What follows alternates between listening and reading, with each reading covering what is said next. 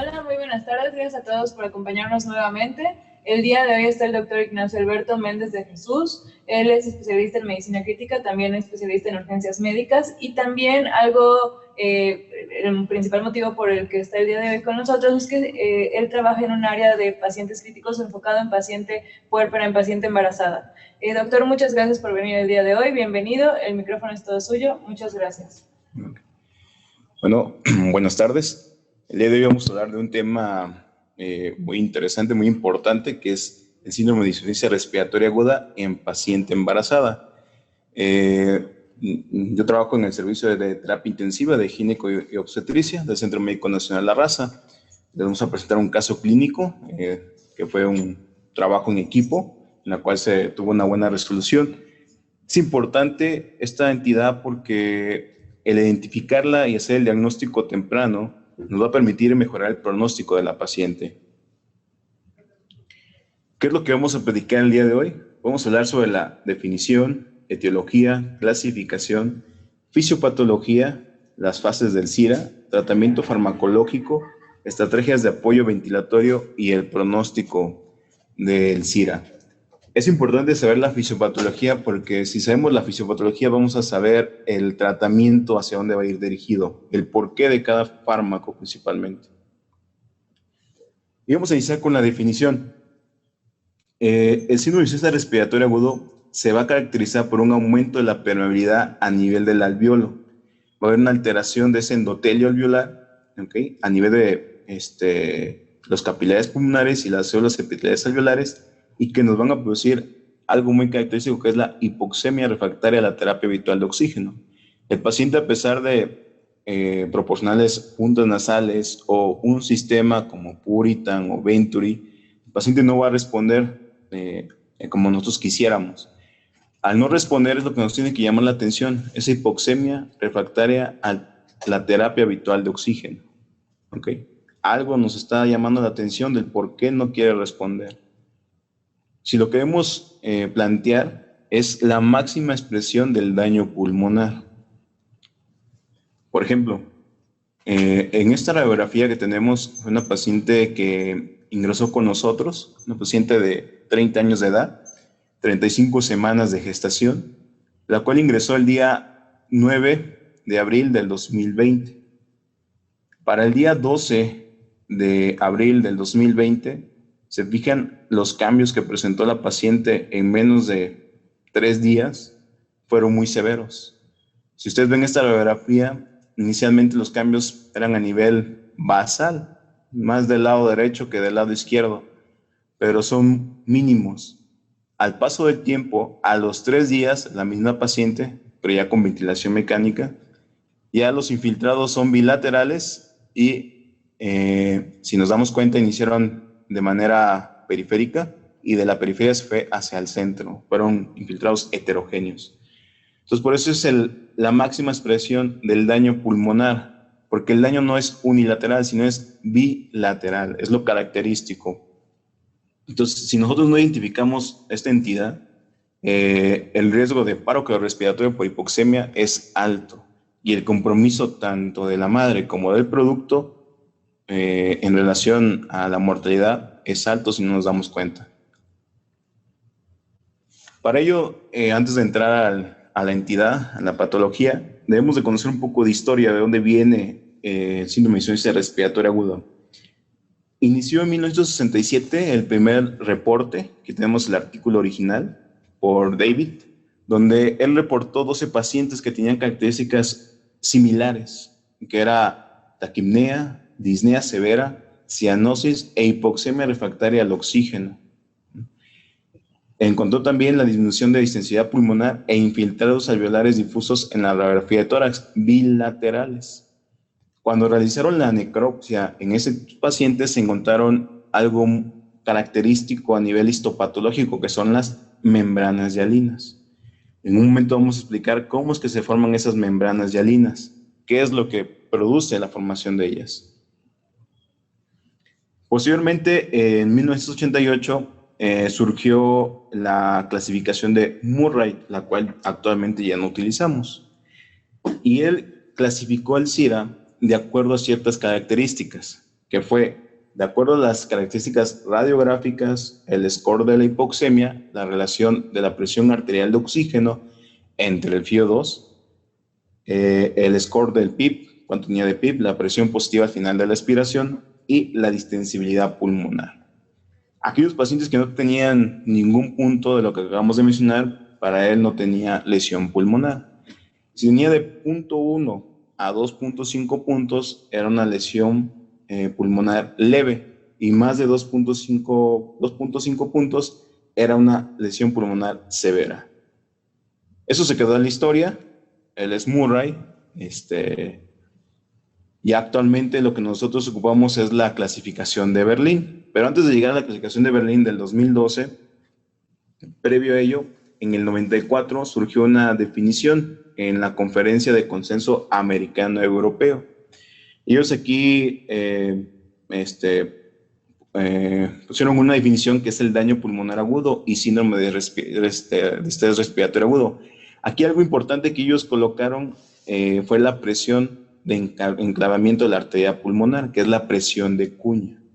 ¿Por qué? Porque muchas de las veces algunos pacientes que tenían infiltrados pulmonares bilaterales, que era secundario a un problema cardiovascular, una falla cardíaca, un choque cardiogénico y que sean edema agudo pulmonar, los confundían y los trataban como si fuera un SIRA. Entonces, en esta conferencia de consenso americano-europeo, el par de aguas o lo importante que ellos aportaron fue la presión de cuña. Una presión de cuña menor de 18 nos habla que el problema no es cardiovascular, sino esos infiltrados son a nivel pulmonar. Y una presión de cuña que se incrementa mayor de 18 nos habla de que probablemente el problema es por sobrecarga, por un problema a nivel cardiovascular, siempre y cuando asociando esto a la clínica del paciente.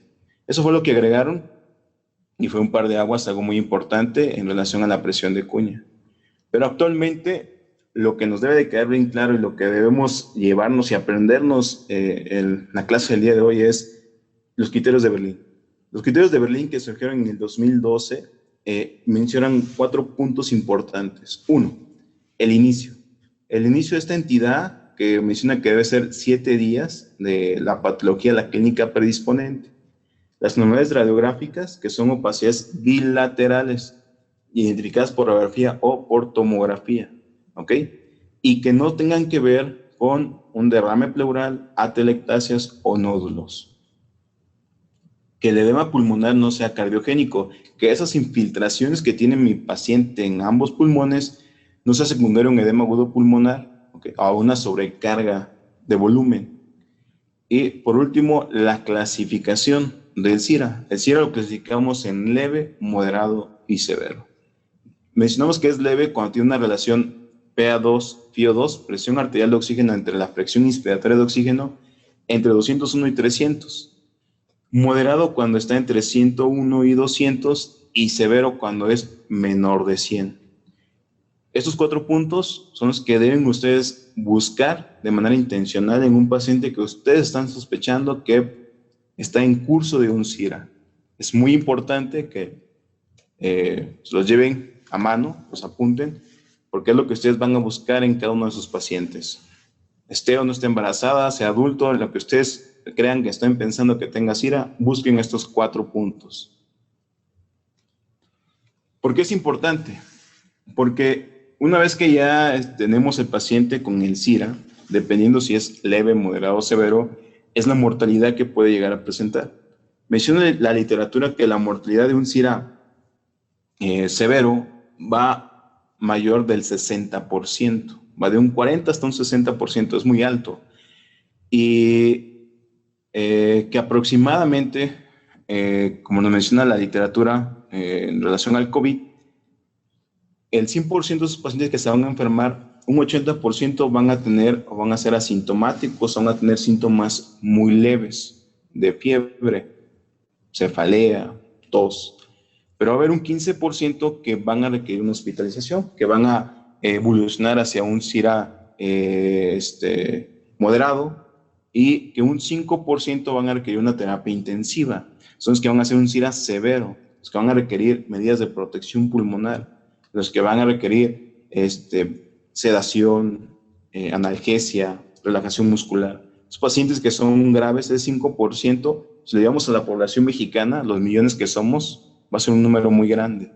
Entonces, nosotros tenemos que identificar ese 5% para mejorar su pronóstico, ¿ok?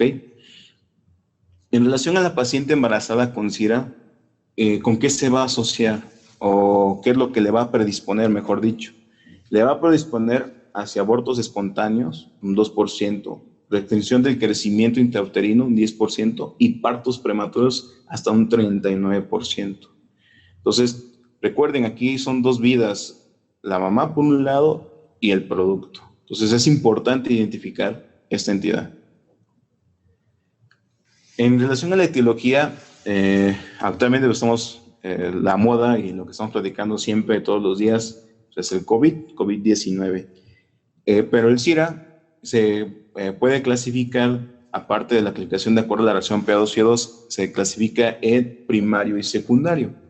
Un SIRA primario es el que nace directamente del pulmón por la neumonía viral por COVID-19 o una neumonía bacteriana. Pero tenemos SIRA secundarios. Los SIRA secundarios son los que no se originan en el pulmón, que tienen que ver con otro órgano, por otra entidad, como por ejemplo una pancreatitis, te puede producir un SIRA. Un paciente que tiene un trauma, un paciente que tiene una quemadura, un paciente que tiene un estado de choque séptico, te puede originar un SIRA. Eso se llaman SIRAs secundarios, los que no nacen directamente del pulmón. ¿Ok? ¿Por qué la mamá, la embarazada, tiene mayor riesgo? Debemos recordar que durante el embarazo tiene cambios fisiológicos que son para prepararla a la mamá para el parto. Cuando incrementa el útero, disminuye la capacidad residual pulmonar. Esa capacidad residual pulmonar se va a reducir y se va a incrementar el consumo de oxígeno hasta un 30%. Entonces la mamá requiere mayor oxígeno, mayor saturación por oximetría de pulso y va a disminuir su capacidad, ese contenido residual de oxígeno a nivel pulmonar. Entonces, por ese motivo es que la paciente embarazada tiene más factor de riesgo, aparte por el estado inmunológico de la paciente. Y hablamos de esto. Y algunos de los factores de riesgo, si la paciente es diabética, es hipertensa, tiene hipoglucemia, la obesidad, tiene un índice de masa corporal mayor de 30, ¿ok? Todos esos factores van a contribuir a la evolución de mi paciente y que evolucione o no hacia un SIRA severo. Bueno, una vez sabiendo todo lo demás, vamos a entrar a lo que es la fisiopatología del SIRA. El SIRA se va a dividir en fases, una fase exudativa, proliferativa y fibrótica. La mayoría de los pacientes que llegan a presentar el SIRA, aquellos que llegan a presentar o a evolucionar a la mortalidad, va a ser entre la fase exudativa a proliferativa. Los que salgan de ese SIRA severo van a evolucionar solamente una tercera parte hacia la fase fibrótica y requerimiento de oxígeno. En relación hacia la historia natural de la enfermedad, estas fases que acabamos de mencionar van a iniciar en la primera semana, pero la meseta de su presentación de cada una de ellas va a depender de acuerdo al tiempo. De 24 a 7 días es la fase exudativa. La fase proliferativa va de 7 hasta 21 días y más de 21 días la fase fibrótica. Pero antes de hablar de la fisiopatología del SIRA, tenemos que conocer el protagonista del problema, que es el coronavirus. Este coronavirus, que el nombre del virus es el SARS-CoV-2, se divide en familias, alfa, beta, delta y gamma. El SARS-CoV-2 pertenece a la familia beta. De esta familia beta, los dos más importantes es el MERS y el SARS-CoV, que el SARS-CoV se presentó, o se conoció como el síndrome respiratorio agudo severo, se presentó en noviembre del 2002 en China. Y el MERS se presentó, síndrome respiratorio del Medio Oriente, se presentó en junio de 2012 en Arabia. ¿Por qué es importante mencionar a estos que son muy parecidos? Porque el SARS-CoV-2 se parece genéticamente, su genoma, en un 79% al síndrome respiratorio agudo severo que se presentó en China en el 2002. Y el MERS se parece en un 51%. Por eso se asignó el nombre de SARS-CoV-2 por el parecido en un 79% al que se presentó en China en el 2002. Y es importante porque debemos de saber también la relación con la mortalidad. Fíjense, en el 2002, cuando se presentó el SARS, tuvo una mortalidad del 10%. Su reservorio fue el murciélago, ¿no? El vector, el que la transmitía fue el panvículo, ¿cómo se llama? Pangolín, perdón, el pangolín, que fue el que transmitió hacia el ser humano. Y la mortalidad, se fijan, no fue tan alta, es del 10%. En cambio, el MERS en el 2012, que el reservorio también es el murciélago, el vector, el que transporta el virus, fue el camello hacia el ser humano, pero tiene una mortalidad del 35%. ¿A qué se debe esa gran diferencia entre un 10 y un 35%? El MERS produce más lesión renal aguda. Y los pacientes secundarios a la lesión renal aguda hacían acidosis metabólica, síndromes urémicos. Esa lesión renal aguda es lo que incrementaba la mortalidad en esos pacientes. Esa es la diferencia entre el SARS y el MERS. ¿Okay? Hay que saber y conocer a este virus, el SARS-CoV-2, debemos de conocer la estructura y qué es lo que va a interactuar con nuestro epitelio a nivel alveolar. Okay. El virus está compuesto por varias proteínas. Es un virus de ARN. Tiene un diámetro de 1.250 nanómetros y tiene 4 proteínas muy importantes, la más importante es la proteína S, la espiga. Esta proteína S, espiga, es la que va a permitir, es la llave que va a permitir la entrada del virus a la célula endotelial del alveolo, principalmente a nivel de los neumocitos tipo 2, que tienen un receptor que se llama el receptor de la enzima convertidora en angiotensina tipo 2. Ahí es donde se va a unir la proteína S, la espiga. También tiene una proteína E, que es la envoltura, que la tenemos aquí, una proteína M, que es de la membrana. Tenemos esa espiga, que les mencioné, es la que se va a unir con la enzima convertidora en angiotensina tipo 2.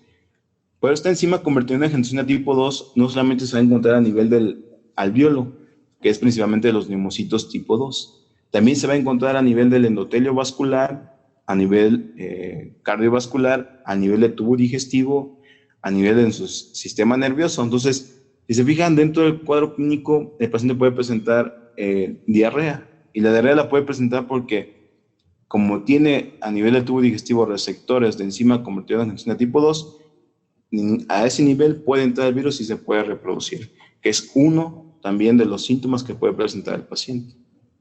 ¿Okay? Y debemos de conocer el área donde va a actuar el virus. Y el lugar donde va a actuar es a nivel del alveolo.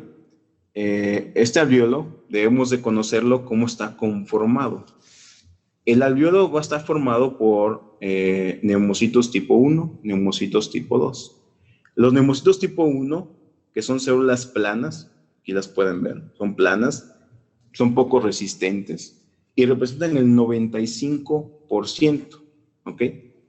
Su función de los neumocitos tipo 1 son el intercambio del CO2 y el oxígeno. Los neumocitos tipo 2 son células cúbicas, como lo pueden ver aquí, y que su función va a ser la síntesis del factor surfactante.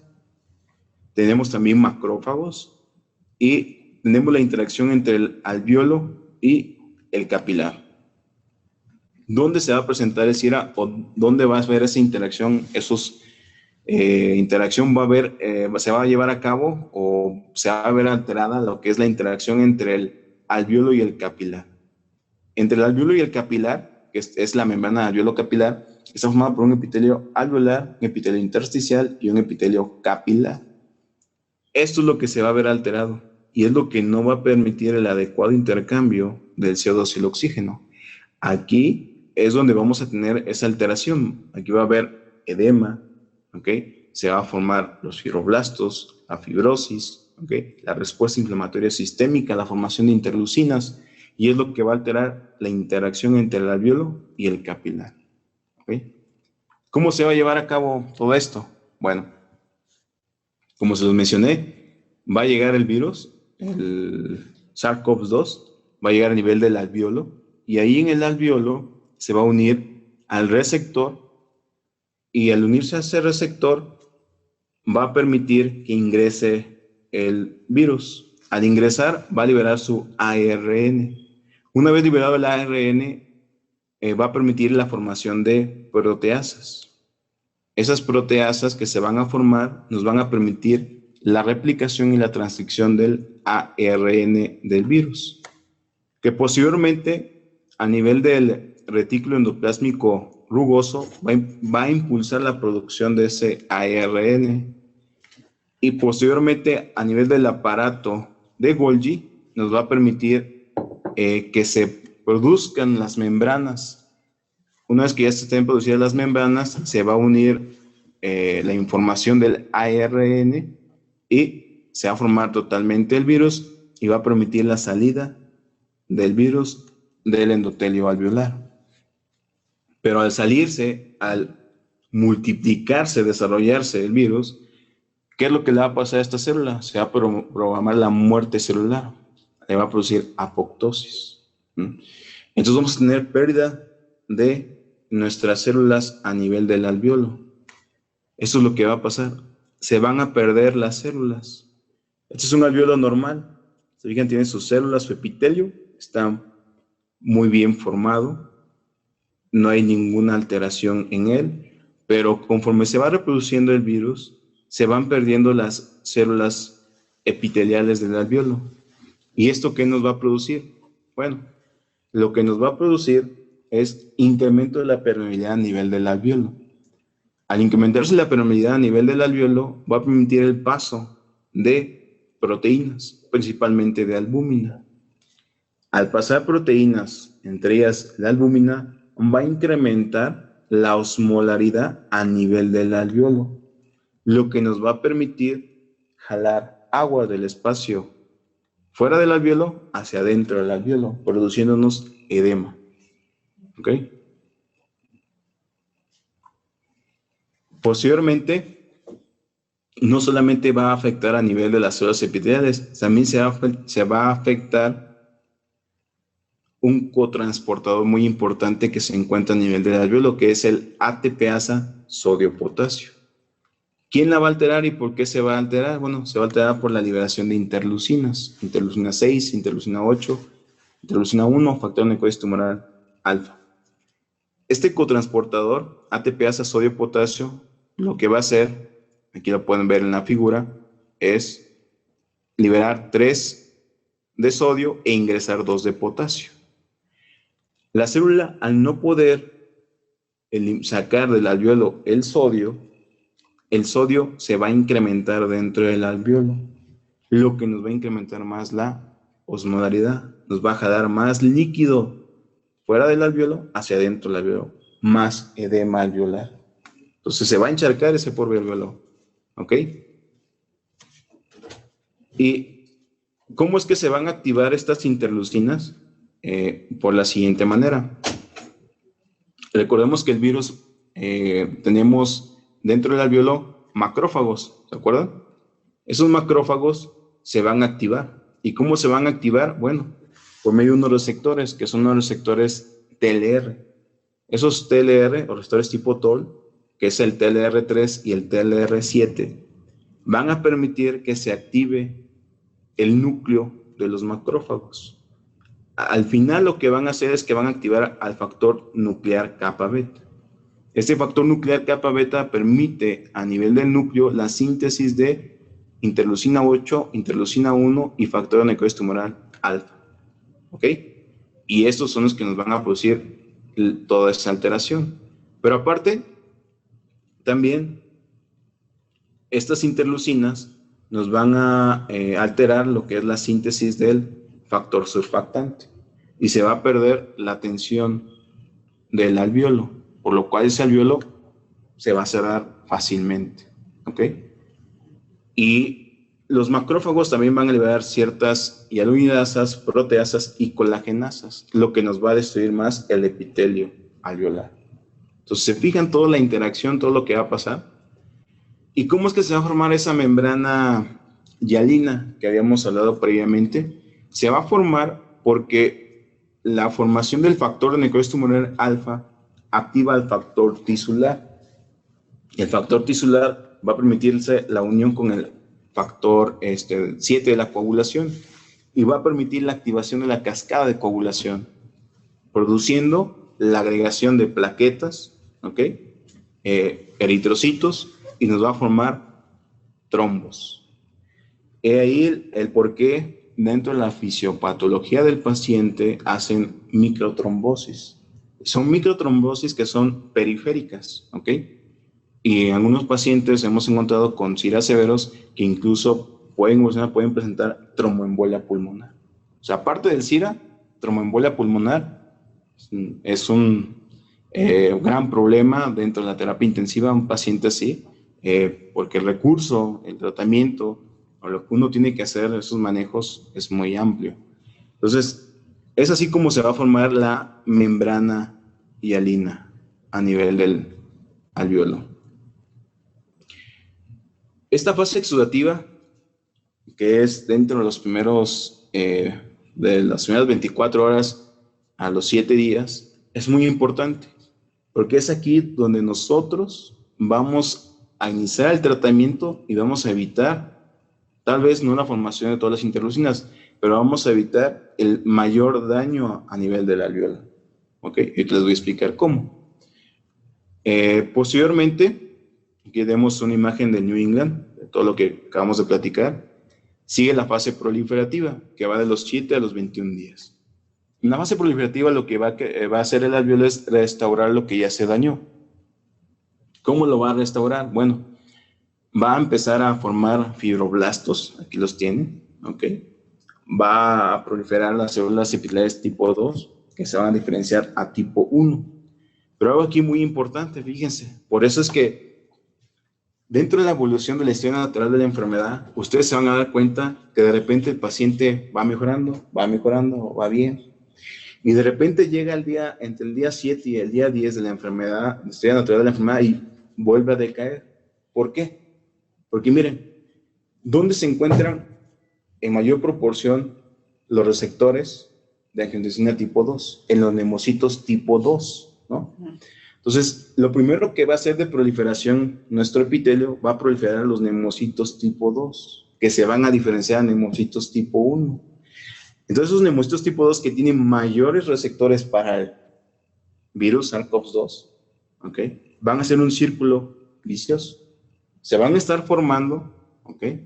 A la vez se van a estar programando la apoptosis, pero primero que se forma más nemocitos tipo 2. Pero como tiene mayores receptores, mayor proliferación del virus.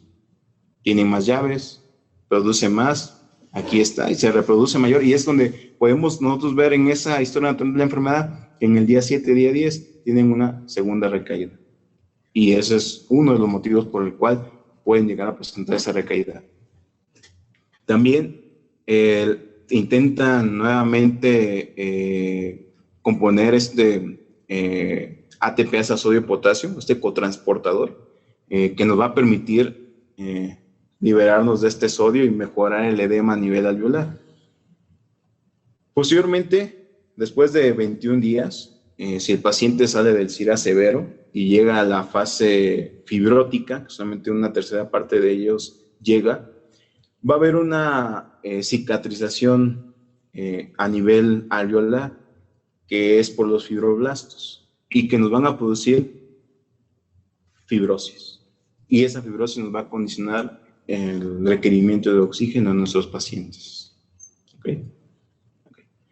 Pero también tenemos otro punto importante dentro del COVID, que es la respuesta inmune trombótica asociada.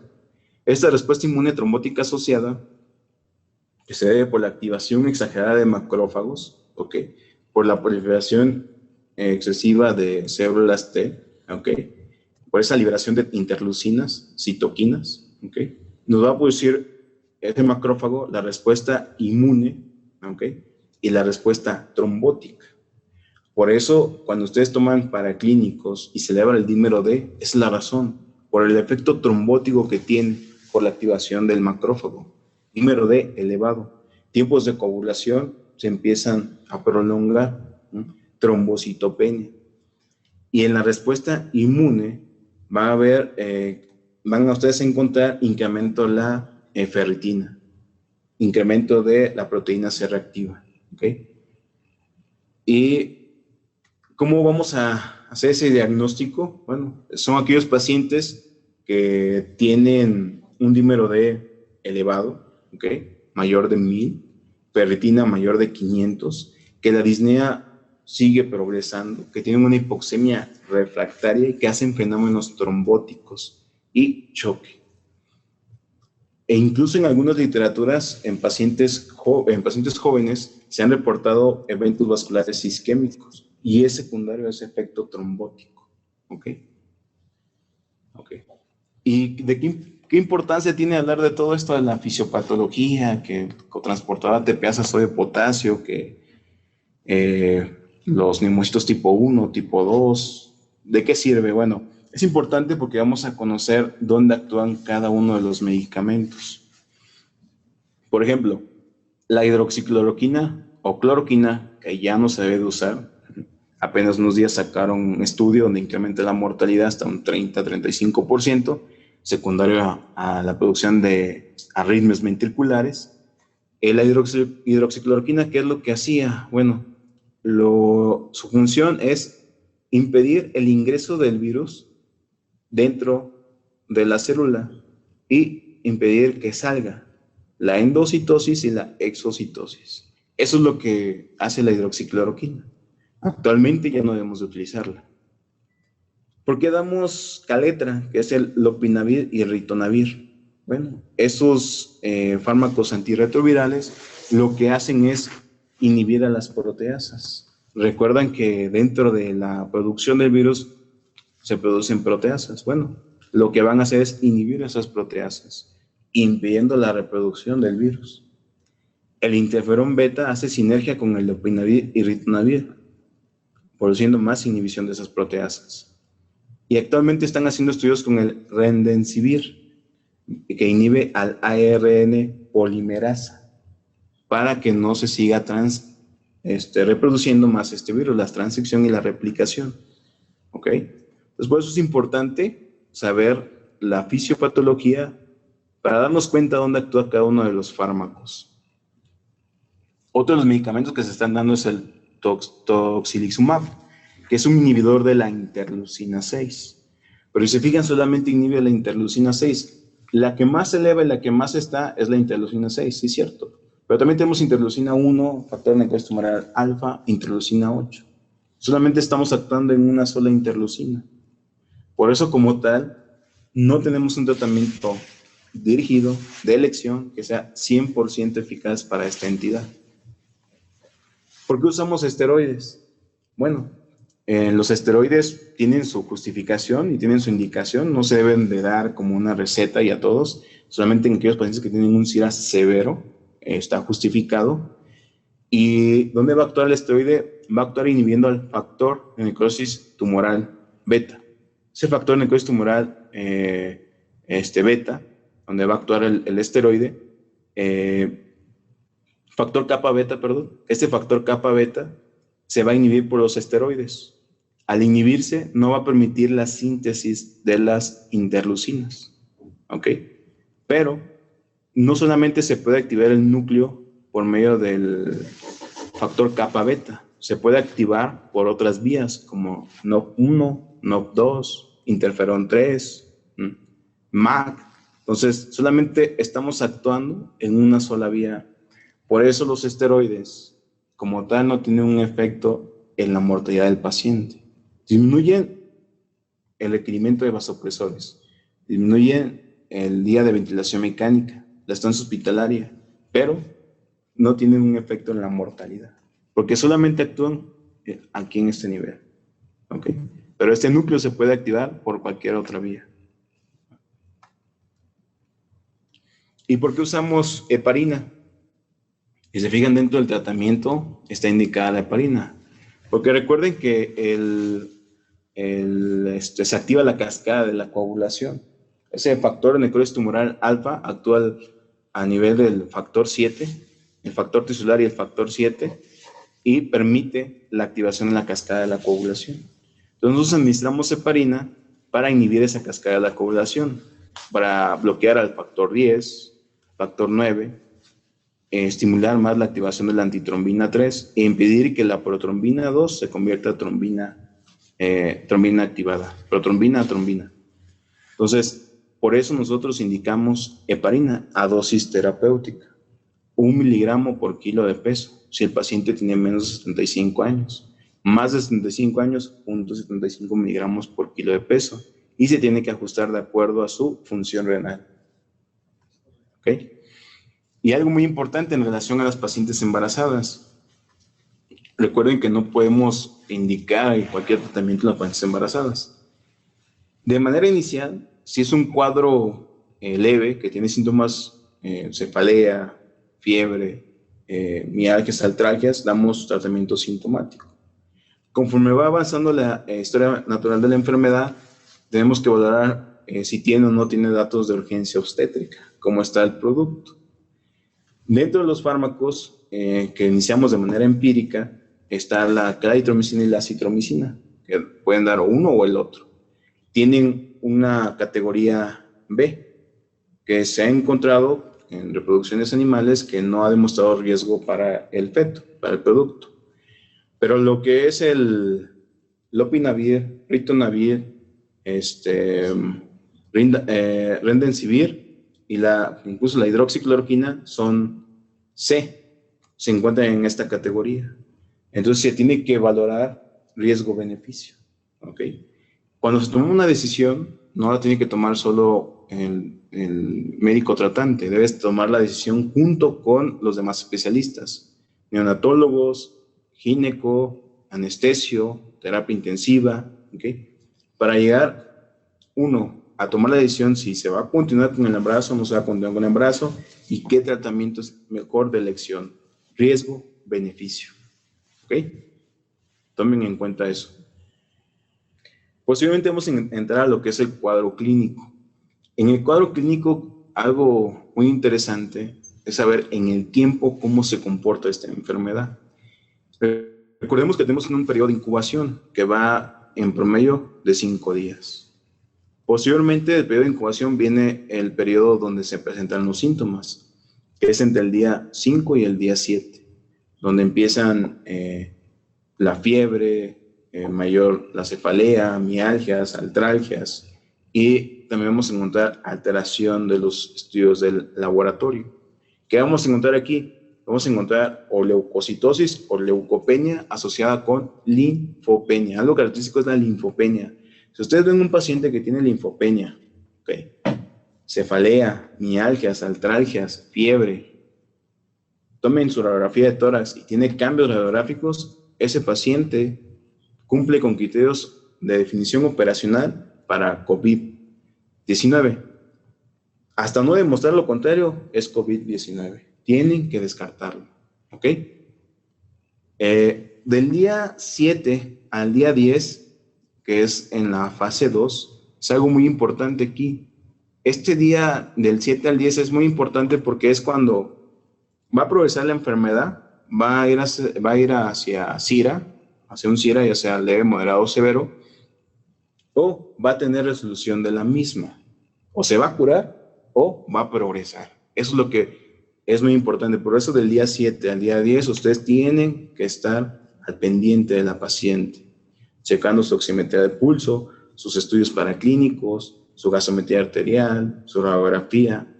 ¿Por qué? Porque en ese momento se puede mejorar la paciente la resolución o va a progresar hacia un CIRA.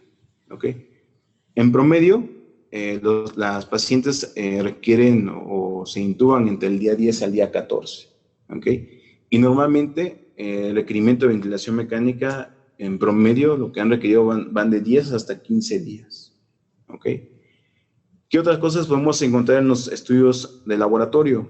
Vamos a encontrar incremento de la deshidrogenasa láctica, vamos a encontrar elevación de AST, ALT, edímero D, alargamiento de los tiempos de coagulación y podemos también encontrar trombocitopenia. Para aquellos que tienen marcadores como interleucina 6, dímero D, ferritina, troponinas por BNP también se van a incrementar. ¿Ok? Y también nos menciona que podemos tomar, cuando ya está entre el día 7 y día 10, procalcitonina. La procalcitonina es importante porque nos va a hablar si se va a asociar no nomás con una infección viral, sino también va a tener una infección bacteriana al paciente.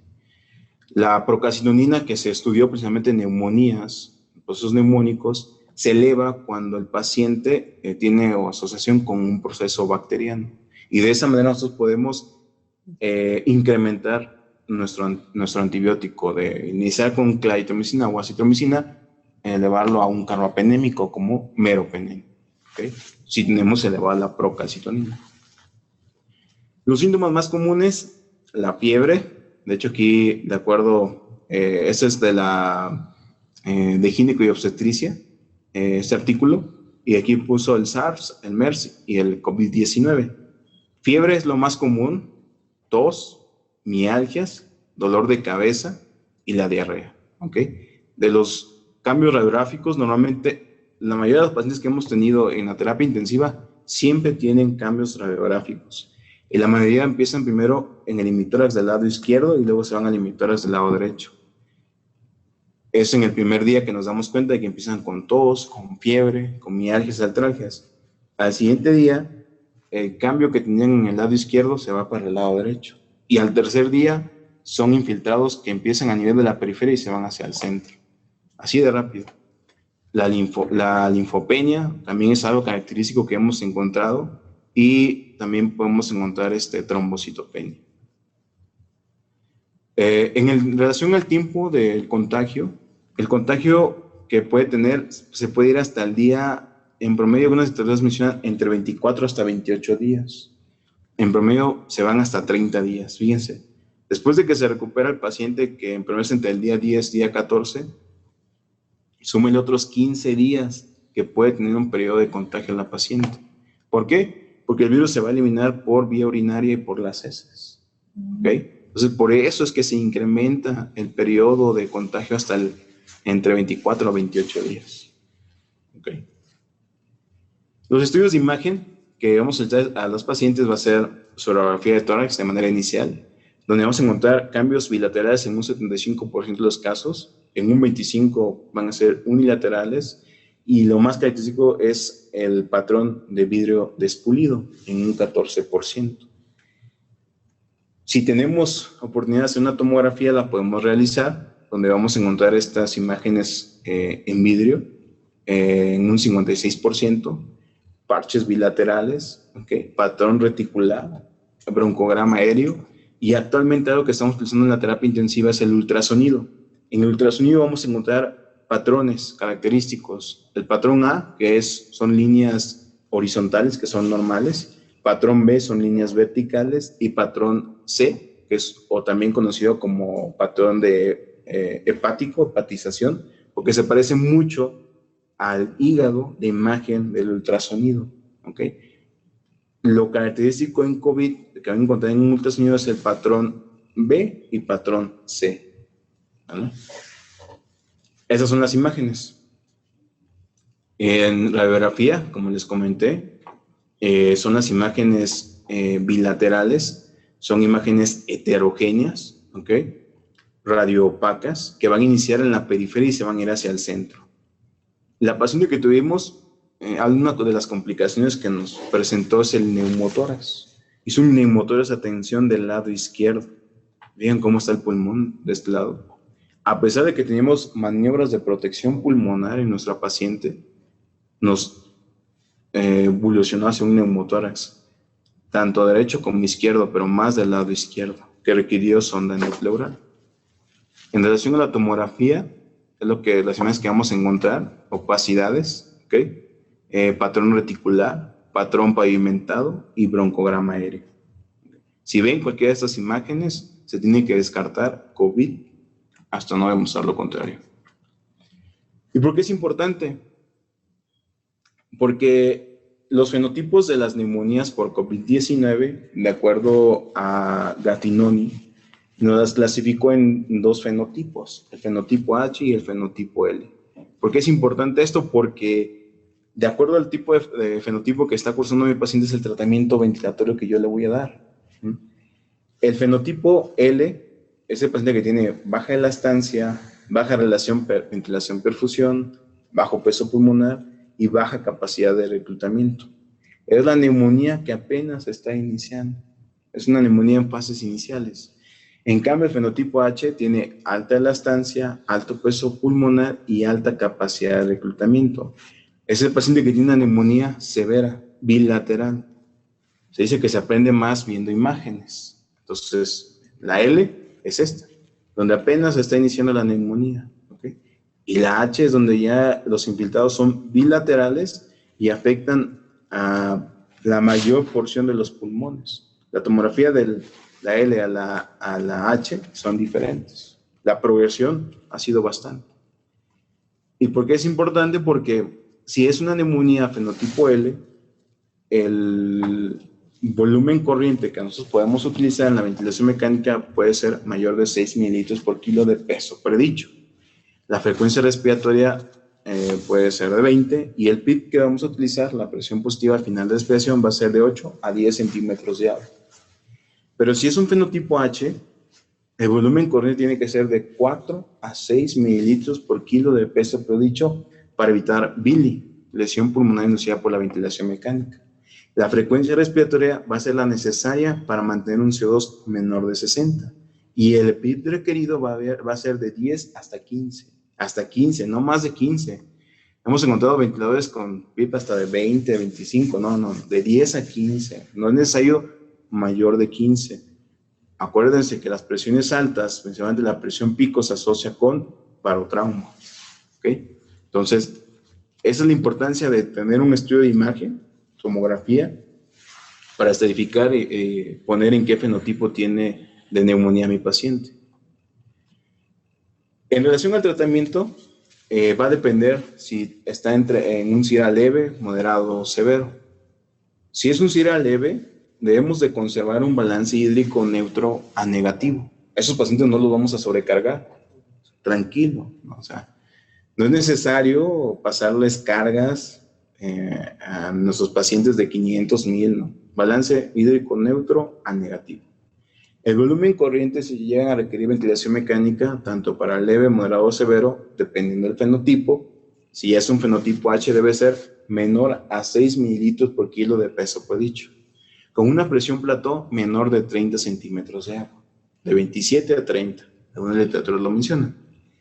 Si ya es un SIRA moderado, debemos de tomar en cuenta la posición prono. Cuando tenemos una relación PA2, FiO2 menor de 150 y nuestro paciente no está respondiendo, debemos utilizar la posición prono. No es un tratamiento de salvación, es un tratamiento que se debe de utilizar dentro de nuestra terapéutica, junto con bloqueadores neuromusculares, una adecuada sedación, una adecuada analgesia. ¿Ok? Nuestro PIP alto, si hace ya un SIRA severo, podemos agregarle los esteroides, metilprednisolona, por ejemplo, y si a pesar de todo esto, en nuestro tratamiento el paciente no mejora, ya sigue ECMO, a última instancia. Algunas literaturas mencionan que cuando tiene una relación PA2-FiO2 menor de 80, otros dicen menor de 60, entre 80 y 60, si no te responde a pesar de todo lo que has hecho, ECMO. ¿Vale? No todos los unidades de cuidados intensivos cuentan con ECMO. Y es uno de los mejores tratamientos, pues, ni trato de salir, ¿no? Es el mejor de ellos. Hicimos un algoritmo en la terapia intensiva de gineco para ese tipo de pacientes. Como ya les comenté, ¿cumple o no con los criterios de Berlín? Sí los cumple. Ok, ¿es leve, es moderado o es severo? Si es leve, y tiene ya diagnóstico de infección por COVID-19, la gestante, debemos de vigilar si tiene o no criterios de gravedad obstétrica. No tiene. Si no tiene criterios de gravedad obstétrica, como es ruptura prematura de membranas, pérdida del bienestar fetal, gestación prolongada, empeoramiento clínico hacia SIDA severo la paciente, si no tiene nada de esto, vamos a realizar una vigilancia del bienestar fetal por cardio, tocografía continua y flujo de la arteria umbilical. Y en el momento en que disminuya la PA2, FiO2, que pase de un SIDA leve a un moderado, tenemos que valorar cómo está tanto la gestante, la mamá, como el producto, y determinar si tiene o no criterios de gravedad obstétrica. Si sí los tiene, aquí lo que tenemos que hacer es resolución del embarazo, ¿ok? Si persiste con esta PA2, FiO2 menor de 150, aquí la mamá es la que va a presentar la hipoxemia, y esa hipoxemia se va a ver reflejado con el producto. Va a incrementar la frecuencia cardíaca fetal. Entonces tenemos que tomar la decisión junto con el neonatólogo, intensivista, anestesiólogo y ginecólogo, el punto ideal para la resolución del embarazo. La decisión no lo toma solamente un solo especialista, tienen que ser coordinada, ¿ok? Varios especialistas. Una vez que ya finalizó el embarazo, de manera tranquila, tú ya le puedes dar todo tu tratamiento. Porque acuérdense que este tipo de pacientes tienes que agregarles relajante muscular, sedación, analgesia. Y si la paciente está embarazada, con esa sedación, con esa analgesia, con ese relajante muscular, vamos a afectar más al producto. ¿Ok? Entonces, en el momento en que ya la paciente tiene un SIDA de moderado a severo, datos de urgencia obstétrica, finalicen el embarazo con la opinión de todos los especialistas, y ya le pueden ustedes ofrecer lo que habíamos platicado previamente. Si a pesar de todo lo que les comentamos, que balance hídrico, bloqueador neuromuscular por no más de 48 horas, que el indicado es el cisatracurio o becurionio si no tenemos, PIB alto, esteroides, podemos o no realizar maniobras de reclutamiento pulmonar de acuerdo a el médico tratante. Algunos están de acuerdo con las maniobras de reclutamiento, otros no. Pero si las van a realizar, son cada 24 horas, no es cada turno, ¿ok? Y debe ser solamente una vez y con la paciente con estabilidad hemodinámica. Una paciente que debe tener adecuada relajación muscular, adecuada sedación, adecuada analgesia, con estabilidad hemodinámica. Si no cumplen esos criterios la paciente y ustedes hacen maniobras de reclutamiento pulmonar, de estar estable, la van a poner inestable, porque van a incrementar las presiones, van a claudicar el ventrículo derecho, y esa claudicación del ventrículo derecho va a causar disminución del gasto cardíaco y paro cardiorrespiratorio. Entonces, cuidado, fíjense en eso. Debe hacerlo quien tenga la mejor experiencia en hacer estas maniobras, y si no las saben, mejor no las realicen, ¿vale? Si a pesar de eso no respondió, mi paciente ya lo pongo en prono. ¿Y cómo voy a saber si respondió o no respondió al prono? Valoro en la primera hora. ¿Qué voy a valorar en la primera hora? Si incrementa o no la relación PA2-FiO2. Debe haber un incremento de más de 20 milímetros de mercurio de la relación, o un incremento del 20% del basal, y una disminución del CO2 de 1 a 2 milímetros de mercurio. Sí, sí lo presento, sí disminuyó, sí incrementó la PA2-FiO2 y sí disminuyó el CO2. Sí, continuó mi pronación durante 12 a 16 horas. ¿Ok? Si no respondió y tiene una PA2-FiO2 menor de 80, o dicen 60, ECMO. ¿Y cuándo voy a decidir pasar de prono a supino a mi paciente? Cuando durante 4 horas mi paciente persista o mantenga una PA2-FiO2 mayor de 150, con un PIB menor de 10 y con un FiO2 menor de 60%. Si tengo esto por más de 4 horas, yo puedo de estar en pronación en supino a mi paciente y ya mantenerla en posición supina. ¿Okay? Este es otro algoritmo que está en la Asociación Americana de Gineco y Obstetricia, donde nos menciona aquí lo mismo, el compromiso materno y fetal. ¿Tiene o no tiene? ¿Ok? No tiene. Entonces aquí ven la saturación por oximetría de pulso. ¿Está mayor a 93 o no está mayor a 93? Si no está mayor a 93, ¿por qué? Puede ser por hipotensión o porque está hipertensa. Si está hipertensa, realizamos otro tipo de protocolo por preeclampsia o eclampsia. Si está hipotensa, vamos a realizar aquí un ecocardiograma, ¿okay? Y la valoración por terapia intensiva. ¿Cómo está mi paciente? ¿Cómo está mi gasto cardíaco? ¿Cómo están mis resistencias vasculares sistémicas? Mis resistencias vasculares sistémicas están bajas, mi gasto cardíaco está alto, estoy ante un choque distributivo. Mis resistencias vasculares están normales o altas, con un gasto cardíaco bajo, estoy ante un probable estado hipodinámico, que puede ser un choque cardiogénico, un choque hipovolémico, ¿okay? Entonces, es uno de los algoritmos que podemos utilizar para saber cómo está nuestro paciente y hacia dónde nos tenemos que ir. Esta imagen a mí se me hace muy interesante, que es en relación a la ventilación mecánica, que es lo que debemos de vigilar. Okay. Como ya les comenté, si ustedes lo buscan en la literatura, las maniobras de protección pulmonar son 3. PIB alto, volumen corriente bajo, menor de 6 minutos por kilo de peso predicho, y presión plató de 27 a 30. Esas son las 3 maniobras de protección pulmonar. Pero, ¿qué es lo que también tenemos que vigilar para evitar la lesión pulmonar inducida por la ventilación mecánica? Debemos de vigilar que mi presión pico, ¿dónde está? Aquí está, presión pico máxima debe estar menor de 35 centímetros de agua. Cuando se incrementa esta presión, se asocia con barotrauma. ¿Okay? Presión plató entre 27 a 30. La presión plató es la presión que tengo a nivel de mi alveolo cuando hago una pausa inspiratoria y la mido en la meseta, de 0.5 a 1 segundo de pausa inspiratoria. Otro que debemos de vigilar es la presión media. La presión media debe ser menor de 20. ¿Por qué? La presión media se asocia con el estado hemodinámico de mi paciente. El ventrículo derecho, la presión que maneja en sístole no va más allá de 20 a 30. Cuando mi presión media supera los 20 o incluso los 30, claudica mi ventrículo derecho, disminuye mi gasto cardíaco y mi paciente cae en paro cardiorrespiratorio. Y no nos damos cuenta ni por qué. Probablemente porque tu presión media estaba en 25 o 30 y tu pico estaba en 40 o 50. Y nosotros por error de nosotros, el paciente cae en paro cardiorrespiratorio. Por eso tenemos que vigilar estas presiones, ¿ok? Otro es el poder mecánico. El poder mecánico debe ser de 12 a 14 joules, que nos hablan del trabajo de nuestro sistema respiratorio, esa caja torácica, cómo está trabajando. Nuestra presión de conducción, que debe ser menor de 15 centímetros de agua, que es presión plató menos PIB.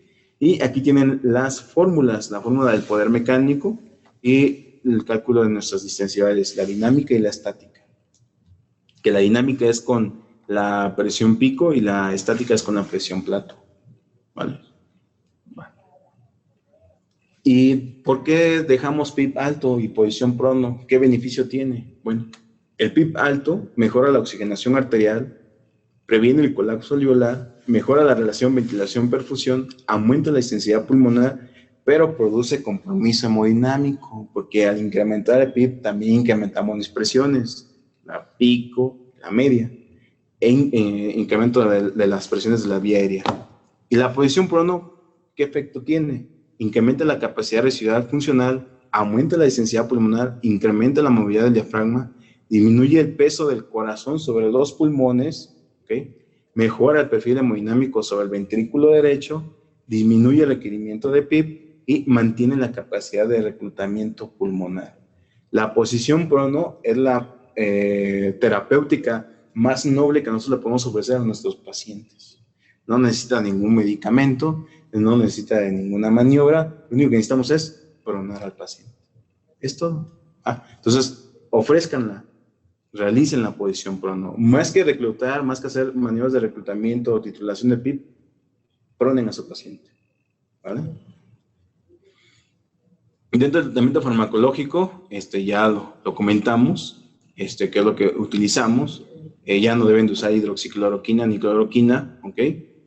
deben usar los antirretrovirales, y algo que deben también de evaluar dentro del tratamiento, del abordaje de nuestros pacientes, es la evaluación de escalas que ustedes pueden utilizar, ya sea que se encuentren en el piso de medicina interna, en urgencias, en consulta externa, y ven algún paciente que tiene otras dificultades respiratorias, pueden calcular ciertas escalas. Una de ellas, la más básica, es el CUR-65, donde valora el estado neurológico, la uremia, la frecuencia respiratoria, la presión arterial y la edad mayor de 65. Si no tiene ningún punto de ellos, se puede ir a su casa. De 1 a 2, se hospitaliza. Mayor de 2, 3 puntos, se menciona que debe estar en un área de cuidados intensivos, más de 3 puntos. Y ya si lo tienen en el servicio de urgencias o en el área de hospitalización en medicina interna, si ustedes toman una gasometría arterial, pueden calcular el SMART-CoV. El SMART-CoV nos sirve para determinar si el paciente requiere o no ventilación mecánica. Valora la presión arterial, la radiografía de tórax, albúmina, la frecuencia cardíaca, el estado neurológico y la gasometría arterial. Si tiene más de 4 puntos, ese paciente va a requerir ventilación mecánica. Por ejemplo, mi paciente tiene 30 años, la que tuvimos en la terapia intensiva, tiene una frecuencia respiratoria de 30, tenía infiltrados pulmonares bilaterales, la radiografía que les enseñé, tenía una PA2, FiO2 menor de 333, estaba saturando al 90% con oxígeno en puntas nasales, tenía una puntuación de 4 puntos. Cuando salió de quirófano, no se pudo retirar la ventilación mecánica porque tenía una PA2, FiO2 de 68. Entonces, desde el momento en que tú calculas esta puntuación, sabes que esta paciente va a requerir ventilación mecánica y que debe de ir de quirófano a la terapia intensiva. Y nadie te lo va a discutir. ¿Okay? ¿Qué otro podemos calcular? El índice de severidad de la neumonía, para saber qué tanta o qué mortalidad puede tener mi paciente. ¿Okay? Y en relación a cuántos litros tiene de FiO2 de acuerdo al oxígeno por puntas nasales, si es 1 litro por minuto es 24%, 2 litros 28%, 3 32%, 4 litros 36% y 5 litros 40%. Para cuando ustedes sacan su relación de PA2, FiO2. ¿Vale? Presión arterial de oxígeno entre presión inspiratoria de oxígeno. Y pues, lo más importante son los resultados, ¿no? Los resultados son el egreso de nuestro paciente hacia su domicilio, y que el trabajo siempre es en equipo, no solamente es uno, sino es el equipo de enfermería, el equipo de intendencia, el equipo de terapia intensiva, el equipo de radiología. Entonces, es un trabajo en conjunto que nos permite tener resultados favorables. Eso es lo más importante. ¿Vale?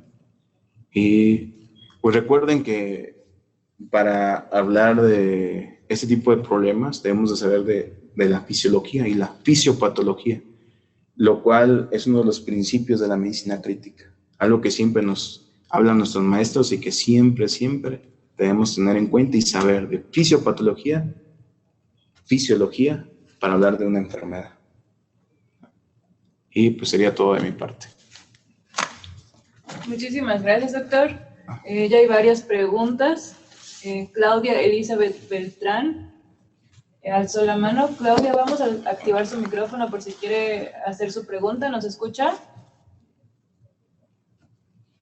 Claudia Elizabeth. ¿No? Aquí hay una pregunta de Guadalupe Gámez. Mi pregunta es: ¿qué tan factible es el uso de anticoagulantes en pacientes con COVID-19 como profilaxis de algún trombo, en concreto Fundaparinux? Actualmente ya se dieron, de hecho, el fin de semana hubo una plática con Gattinoni, junto con otros médicos en relación a la terapia intensiva y tratamiento en lo respiratorio, y mencionan que el tratamiento profiláctico ya no se debe dar. En Italia lo que se dieron cuenta es que la mortalidad se asoció mucho en aquellos pacientes que nada más les ofrecían tratamiento profiláctico. Se debe dar tratamiento terapéutico, al menos que el terapéutico es 1 miligramo por kilo de peso cada 12 horas, a menos que tenga una condición que no lo permita, o que se tenga que modificar la dosis. Mayor de 75 años es 0.75 y si tiene un filtrado glomerular menor de 30 mililitros, se tiene que modificar la dosis. Pero la dosis tiene que ser una dosis terapéutica, no profiláctica. ¿Vale? Muchas gracias, doctor.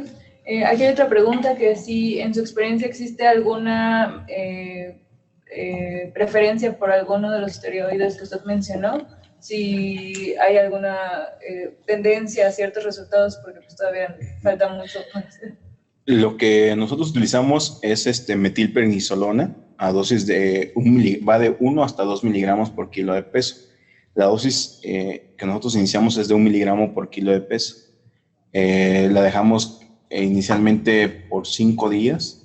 Al quinto día bajamos el 50% de la dosis y ahorita están saliendo protocolos de estudio con dexametasona. Que eso fue también algo que se platicó el fin de semana con Gattinoni sobre el uso de la dexametasona. Entonces eso está en mi protocolo de estudio. ¿Vale? Muchas gracias.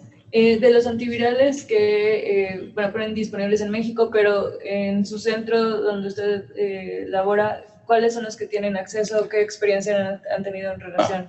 En el caso de la paciente que requiere ventilación mecánica, caso clínico que les mencioné, el que utilizamos fue Caletra, lopinavir y ritonavir. La dosis que iniciamos fue de 400 sobre 100 miligramos. Son 2 tabletas cada 12 horas. Y te menciono en la literatura, si es moderado a severo, te puedes ir de 10 hasta 14 días. Muchas gracias. Aquí hay otra pregunta de Ernesto Pineda. ¿Cuánto es el tiempo recomendado para mantener un PIB alto para no causar tanto daño o alteración al paciente? ¿Y cuándo sería óptimo volverlo a titular como hacia la baja? Ok. El tener una presión positiva al final de la expiración, PIB, va a correlacionarlo con la clínica de tu paciente, la evolución clínica. Es lo que te va a decir si vas a disminuir o vas a mantener así tu PIB. El PIB se tiene que disminuir no más allá de 1 a 2 unidades de su valor basal cada 24 horas. Si yo tengo un PIB de 15 y lo bajo a 10, ahí le estoy haciendo un daño a mi paciente. Tiene que ser de 1 a 2 unidades cada 24 horas, valorando la relación de la presión, la PA2-FiO2, valorando mi saturación de oximetría de pulso, valorando la radiografía de tórax de mi paciente. Si mi paciente va a la mejoría, mejoran los infiltrados, la relación PA2-FiO2 mejoró, mantiene buena saturación por oximetría de pulso, ya no tiene vasopresores, ¿okay? Ya pasé mi etapa de relajación muscular de 48 horas, es en ese momento donde si disminuyo el FiO2, la fracción inspiratoria de oxígeno, empiezo a disminuir mi PIB, ¿okay? Y no más de 1 a 2 unidades en 24 horas. ¿Vale? Porque muchas veces es el error que cometemos. Mi paciente tiene un PIB de 15 y al día siguiente o al siguiente turno lo bajan de 15 a 10. Y entonces eso lo que hace es que a nivel de sus alvéolos, si estaban abiertos, se van a cerrar. Y entonces el paciente va a empezar a tener ya no mejoría clínica, va a empezar otra vez con los infiltrados pulmonares, va a caer su relación PA2-FiO2 y ustedes van a pensar que es porque el paciente se puso mal. No, es porque nosotros de tener un PIB de 15 lo bajamos a 10. ¿Vale? Muchísimas gracias, doctor. Arturo Castaldi pregunta si en su centro le han requerido realizar pronación a una paciente embarazada y qué resultados han obtenido, y si también en estos casos de paciente embarazada se ha utilizado algún otro inhibidor de proteasa como darunavir y qué resultados han encontrado. Ok. Está escrito en la literatura que puedes tú pronar a una paciente embarazada. Aquí, como te comento, para tomar la decisión si la vas a pronar o no al paciente, depende del ginecólogo, neonatólogo, intensivista, para tomar la decisión. Y la decisión de pronar o no pronar va a depender si tiene o no tiene datos de urgencia obstétrica la paciente. Si se encuentra estable, el simple hecho de ya pronar a tu paciente es porque va a tener hipoxemia, porque la relación PA2-CO2 va a estar a menos de 150. Al estar en menos de 150, esa hipoxemia al producto le va a generar también hipoxemia y va a incrementar la frecuencia cardíaca fetal. Va a producir un poco bienestar al producto y tarde que te mando van a tener que decidir finalizar el embarazo. Entonces, se ha reportado la pronación en embarazadas, sí se ha hecho. Nosotros, las embarazadas que hemos tenido han sido del tercer trimestre, por lo cual nos han permitido resolucionar el embarazo. No hemos tenido una paciente en primer trimestre ni segundo trimestre. La mayoría, las 8 que hemos tenido han sido en el tercer trimestre, y lo que nos ha permitido tomar la decisión de hacer la resolución del embarazo. Sin embargo, sí se ha reportado, sí se ha visto que pacientes que están entre la semana 28 a la 30 o 26 semanas se pueden pronar. En esa pronación se puede también dar lo que es maduración pulmonar, ya sea con betametasona o dexametasona, para mejorar la viabilidad del producto. Pero al pronar a la paciente gestante, es un arma de dos filos, porque si de por sí, de manera supina, el monitoreo es difícil, en posición prono va a ser más difícil monitorizar el producto. Entonces, mi consejo es, si está en tercer trimestre y ya tiene un SIRA moderado a severo, lo más probable, lo más seguro es la decisión finalizar el embarazo, tomando en cuenta la opinión del neonatólogo, el ginecólogo y terapia intensiva. La pronación tiene una contraindicación relativa en el embarazo, se puede hacer solamente con la intención de mantener más el embarazo para la maduración pulmonar. Sería la única, siempre y cuando el producto esté bien y la mamá esté bien. Si no, no tiene caso, hay que finalizar el embarazo. Muchísimas gracias, doctor. Comentan varios compañeros si puedo volver a mostrar la diapositiva donde sale el tratamiento actual. Tratamiento actual de... ¿Qué hicieron ustedes en la raza? ¿Cuál es el algoritmo? Yo creo que sí se refieren a eso. Mónica Rangel, ¿a eso se refiere? Creo que sí. A ver Sí, si porque se no fue contesta. derivación para preeclampsia y bajo las... Aquí lo que tienen que tomar en cuenta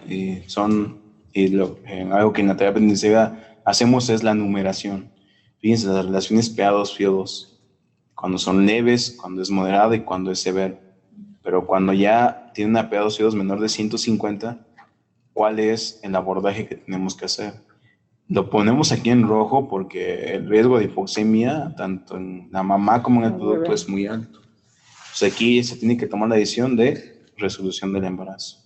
¿Ok?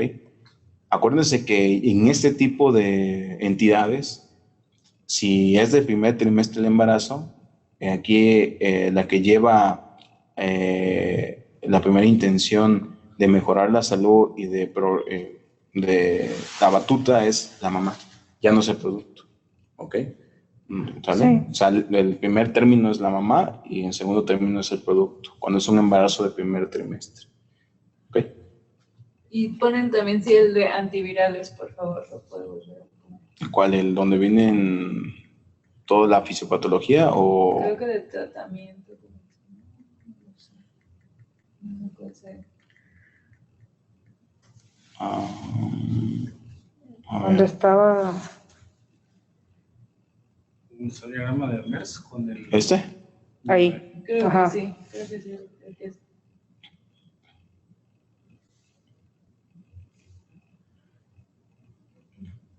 Ahora no quisieron preguntar. No. Son muy tímidos.